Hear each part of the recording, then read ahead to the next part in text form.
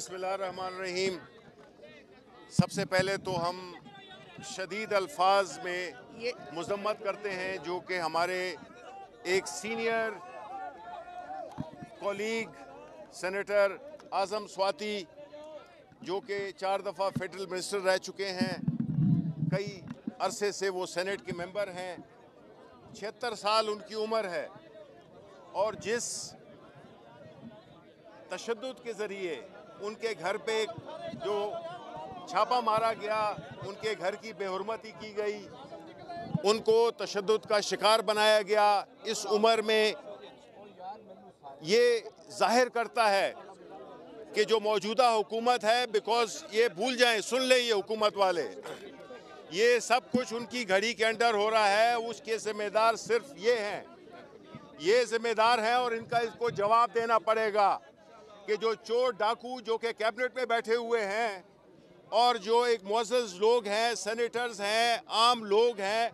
उनको जलील किया जा रहा है।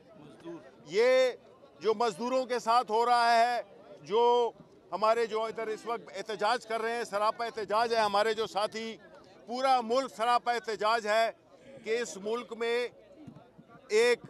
साफ़ सुथरी हुकूमत जो कि बेहतरीन काम कर रही थी, उसको एक साजिश के ज़रिए हटाकर और इन चोर उचक्कों को बिठा दिया गया है। ये हुकूमत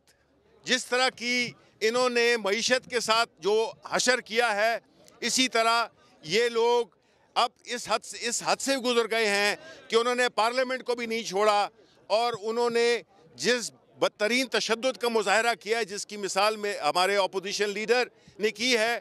हम इसकी सख्त तरीन मज़म्मत करते हैं। और एक बात याद दिलाना चाहते हैं, इस किस्म की हरकतों से हमारा मोराल और ऊपर जाएगा, इससे हम घबराएंगे नहीं। इसी किस्म की हरकतों से हमारा जो हकीकी मार्च है, जिसमें कि इंशाअल्लाह पूरा पाकिस्तान शामिल होगा, इंशाअल्लाह वो इनको तिनकों की तरह बहा के ले जाएगा। लेकिन अभी हमारी ये डिमांड है कि आज़म स्वाति को अपनी जो भी उनकी नज़रबंदी है, हमें तो ये भी नहीं पता वो कहाँ पे हैं, उनको वापस किया जाए और इस ईवान बाला की जो एक हुर्मत है, उसको बहाल किया जाए। ये पहला वाक़या नहीं है और न कि मुझे लगता है आखिरी है। जब तक कि ये जो बैठे हुए हैं घुसपैठिए,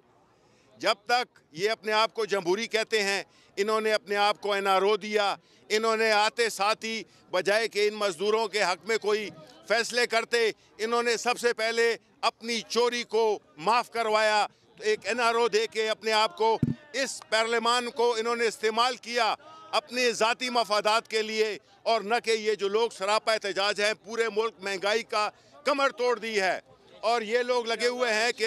1100 अरब रुपए इन्होंने अपने जेबों में डाल लिए हैं। ये दौर अब ख़त्म होने वाला है। अब इनफ इज़ इनफ, बहुत हो चुका।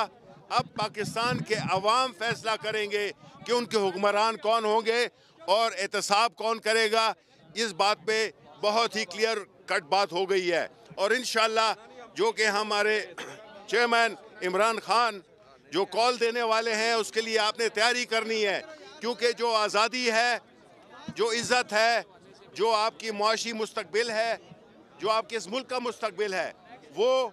घर में बैठे हुए आप हासिल नहीं कर सकते हैं। अगर 1% इलीट अशराफिया इस मुल्क के तमाम वसाइल पे काबिज़ है, तो इसके लिए हमें